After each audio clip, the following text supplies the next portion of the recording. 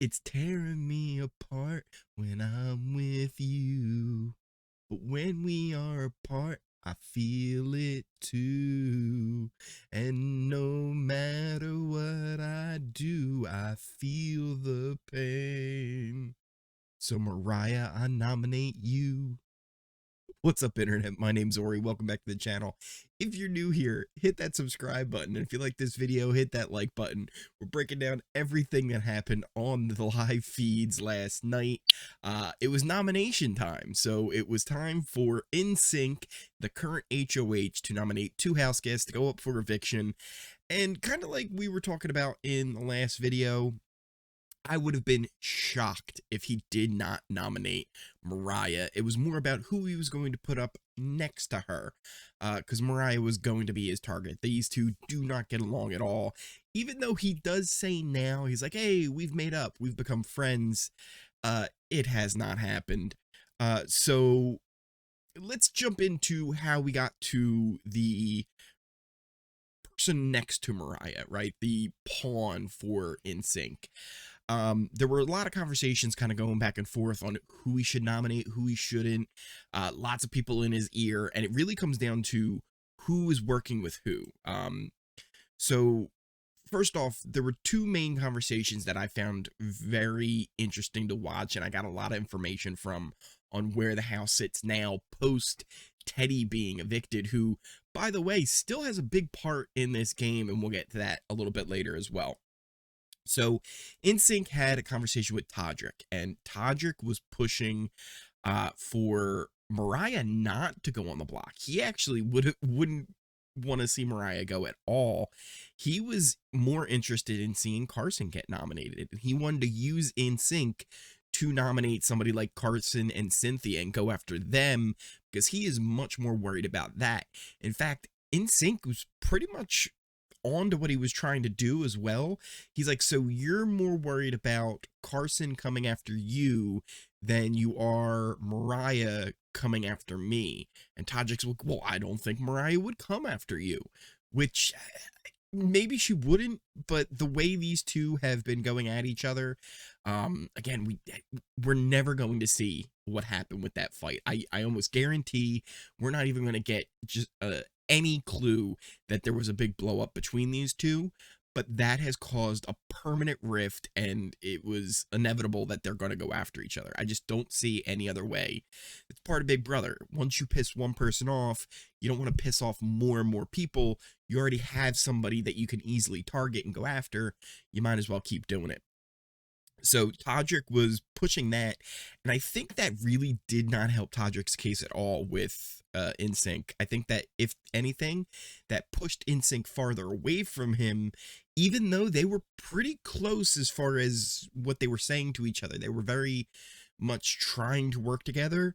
I think NSYNC is going to keep a lot of this in mind and know that, hey, at some point, I can't trust Todrick. And we got more of that in another conversation that happened a little bit later between NSYNC and Shayna. So they were both talking about how Miesha and Todrick are right up next to each other all the time. They are wrapped up tighter than can be. They are both a very tight pairing. And that's kind of how this game is really laying out, right? So you have the pairing of Miesha and Todrick. They're very tight too. You also have Carson and Cynthia, who are another tight pairing as well. And then you kind of have Shayna and NSYNC. That's kind of forming into its own tight pair. So there's kind of like 3 power couples going around that are really tight. There's a little bit of Lamar and Todd that are kind of working together, but I just don't see them being that much of an influence, and especially with what we'll talk about a little bit later about Lamar, I think his time might be numbered. We'll see. So yeah, it was very much a conversation on trying to figure out who was going to be that pawn.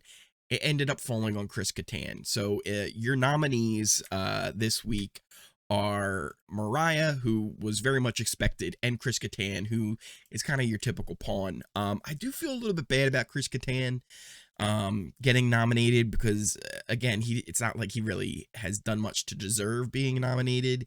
He is a little bit of an outcast from the cast, and he's not being accepted as much, but also there's problems with his back and his injury that he had prior to the season years ago on SNL that affects kind of the way he interacts with everybody.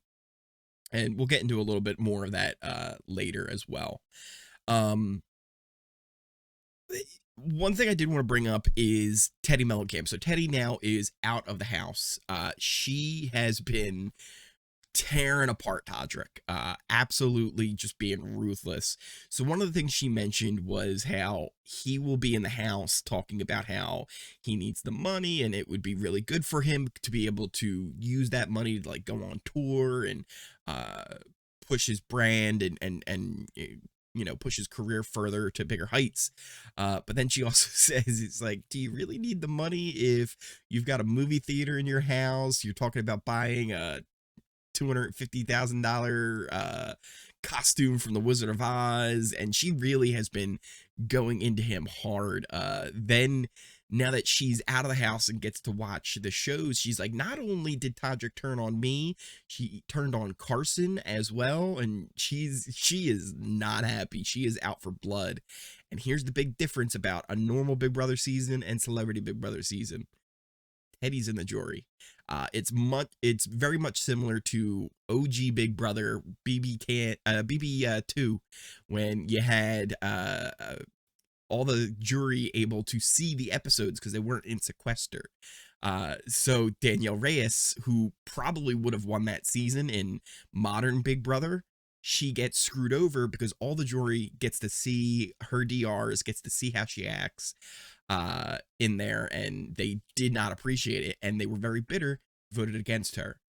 So I could see a situation where Todrick gets down to the final two and he does not win because the jury is bitter and they do not like how he acted in there. So we'll see how that all works out. Now, something that's a little bit sad, I kind of mentioned it earlier, is it seems like we might have two people potentially quitting for different reasons. One is Lamar. He just does not seem to care much about this game anymore. He has said that he's accomplished everything he kind of wanted to coming in here, which if we just think about it real quick, what has he really accomplished? He's trying to get back one of the Kardashians. I don't even know which one it is. He's pooped the bed, and he's also petitioned to be the head coach of Rhode Island University's basketball team, his alma mater. So if those were the three things that he wanted to accomplish, he did do those. But yeah, it's possible that he could be quitting at some point. We'll see how that goes because it doesn't look like he would be someone who would be a target in the upcoming weeks. So he would be staying for a little bit. We'll see. The other one, though, is one that I feel a little bit bad about, too, because it's really no fault of his own, and I hope he's able to overcome this, because I'm actually kind of enjoying him on the show. It's Chris Kattan. Like I mentioned earlier, he has a very bad back and neck injury that he suffered during a skit on SNL. He fell backwards in a chair and had to have multiple surgeries on his neck and his back. It's very stiff and very hard for him to be in this house at this point. Yesterday, he was nominated, but there were even people online being like, has anybody seen Chris Kattan? And he was up sleeping in the HOH room. He woke up in the morning, and I actually saw him when he woke up when I was just checking in on the feeds yesterday, and he struggles even to put his pants on in the morning. That's how bad his back is. And I don't think the beds in the bedroom that he's sleeping in are very comfortable. They're very small. So NSYNC actually let him go upstairs, kind of get in the HOH room. It's a much bigger bed for him to kind of like, I guess, sprawl out in, get a little bit more comfortable, try and get some sleep. But he's not doing well at all. And he mentioned about maybe having a conversation with production today. So we'll see how that all goes. He is nominated right now. If he quit, how that would change things, I'm not 100% sure. If they would do a replacement nominee, if they would cancel this eviction, I'm not 100% sure how they would go about all this. but it doesn't look good for Chris Kattan and Lamar staying in the game long haul. It could even be a point where it's like, hey, look, let's just get them out back to back and let them go home, and then we'll continue the game. But I think a lot of the other players are like, I need them. I need them for their votes. So it's going to be interesting to see how that all goes. Before we end the video, let's do one quick little wrap up of where the house stands. Like I said, there's kind of three main power couples. There's Carson and Cynthia. There's Shayna and Kirkpatrick in sync. There's Miesha and Todrick, and those are your main power couples. But within that, we do also have some other formations and groups, right? So you have the leftovers of the formation. That's Cynthia, Carson, and Shayna. Todrick is not really involved with that. Todrick is very much against Carson and Cynthia at this point. But that's a little threesome you have going. And then I guess you could also say NSYNC is kind of somewhat tangentially connected to that. Kind of making it a little bit of a block of a foursome, right? That's one thing, though, I will say. NSYNC may be in the best position right now. He's found himself kind of between the powers and everybody. So he possibly could be in the best position right now.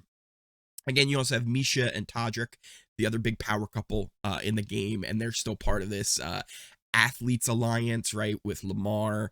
They're trying to kind of pull in Mirai, but again, with NSYNC not wanting Mirai in there, I don't see how this is going to be able to work. Shayna has become involved with this too, so we'll see how that all kind of breaks down. And again, Todd Bridges is out on his own. Chris Kattan is out on his own. Nobody's really working with them too much, except maybe Lamar and Todd Bridges. But other than that, there's not much going on there. That really does it for the live feed update, guys. I hope you enjoyed this video. If you made it all the way through, hit that like button. And if you're new here, hit that subscribe button. We do have an episode tonight where we will see the HOH competition. Possibly we'll see the Noms. And then tomorrow on Monday, there's another episode. It should be the eviction. And we'll see how that all goes as well. But once again, thank you guys for watching. I hope you enjoyed the video. My name is Ori, and I will see you next time.